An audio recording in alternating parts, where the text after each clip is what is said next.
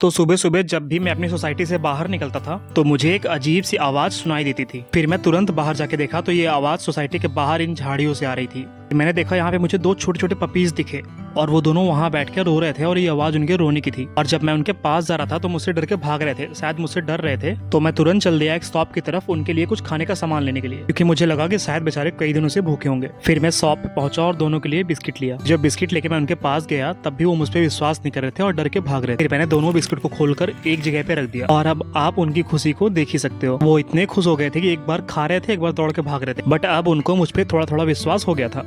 But अच्छा feel हुआ। मिलते हैं कल नए मिनी ब्लॉग के साथ।